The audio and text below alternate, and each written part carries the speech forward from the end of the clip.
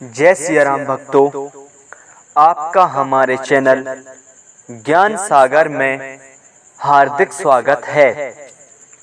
आज हमारे YouTube channel के वीडियो पर हमारे पूजनीय गुरुदेव आदर्श धर्म वालों ने, जो कि उनका चैनल है, उन्होंने कमेंट लिखा है। तो पूजनीय गुरुदेव को हमारे वीडियो पर कमेंट लिखने के लिए हम उन्हें दिल की गहराइयों से सत सत नमन करते हैं। उन्होंने अपने कमेंट में लिखा है कि कारो खेत किरकिरी माटी जामे ठाड़े हिरन और हाथी। तो पूजनीय गुरुदेव, आपकी पहेली बहुत ही सुंदर है तथा मनमोहक भी है। जब राजा पांडु का स्वर्गवास हो जाता है, तब वह स्वर्गलोक में बैठे हुए थे और किसी बारे में सोच रहे थे और चिंतित भी थे।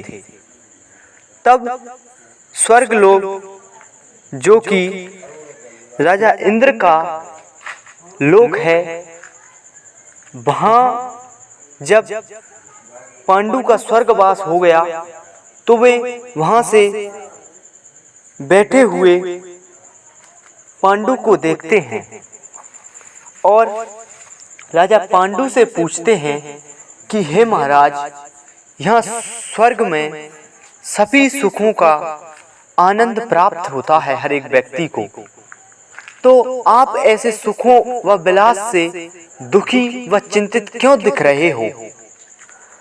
तो महाराज पांडु कहते हैं कि हे देवराज, मेरे मन में एक आखिरी इच्छा रह गई थी, जिसके कारण मैं चिंतित हूँ।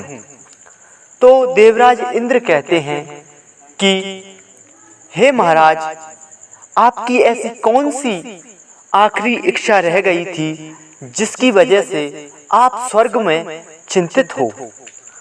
तब महाराज पांडु कहते हैं कि मेरी इच्छा राजसूय यज्ञ कराने की थी, लेकिन विधि का लेखा कौन मिटा सकता है, उससे पहले ही मेरी मृत्यु हो गई।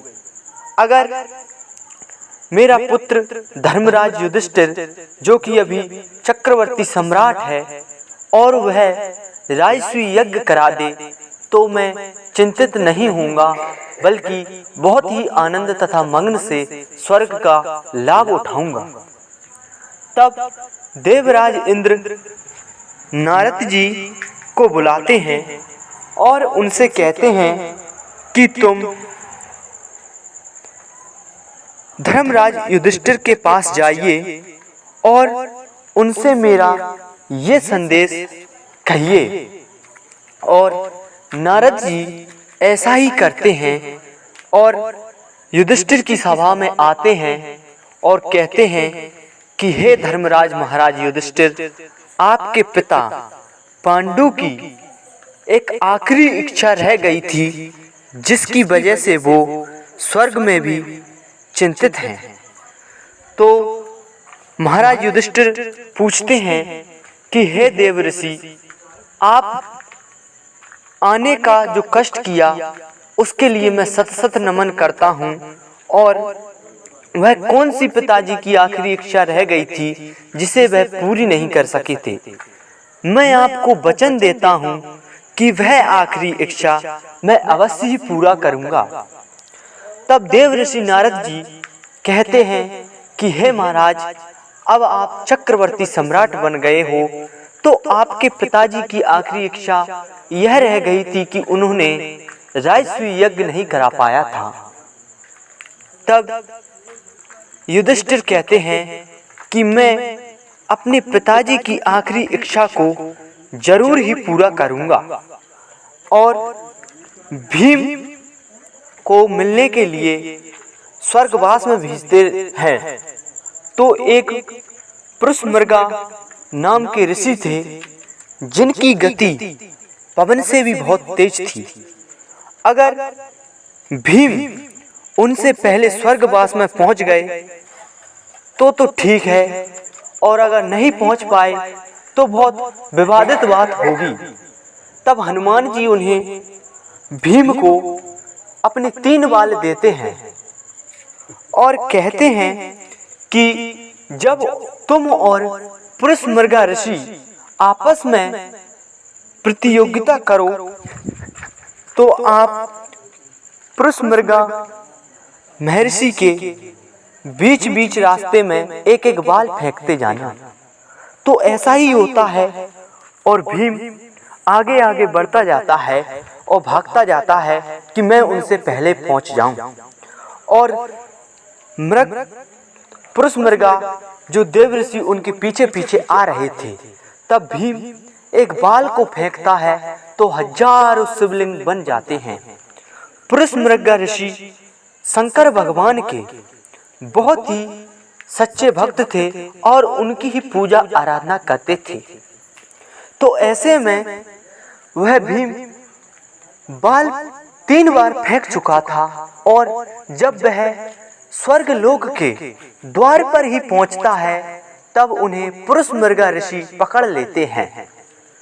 तब वहीं पर भगवान श्री कृष्ण और युधिष्ठिर आते हैं और उन दोनों को ही वहीं पृथ्वी लोक वापस ले आते हैं। तो महाराज युधिष्ठिर इधर राजसूय यज्ञ करते हैं महाराज जी। तो जो पुरुष मृगा ऋषि थे उनका आधा शरीर हिरण का था और जब राजसूय यज्ञ हो रहा था तब वहां अनेक प्रकार के हाथी और अनेक प्रकार के जंतुओं रहते हैं। तो वहां पर हिरण के रूप में पुरुष मृगा ऋषि भी थे और अनेक हाथी भी थे। और जो राजसूय यज्ञ हुआ था वह भी एक खेतवा उनके राज्य में हुआ था, महल से हटके। तो आपने अपने महाराज जी कमेंट में लिखा है कि कारो खेत किरकिरी माटी, बामे बैठे हिरण और हाथी। तो गुरुदेव जी आपकी पहेली का जवाब यही लगता है। अगर आप सभी भक्तों को हमारी वीडियो अच्छी लगती हो तो हमारे चैनल को ज़्यादा से ज़्यादा शेयर करें, लाइक करें और सब्सक्राइब करना ना भूलें। जय सिया राम भक्तों।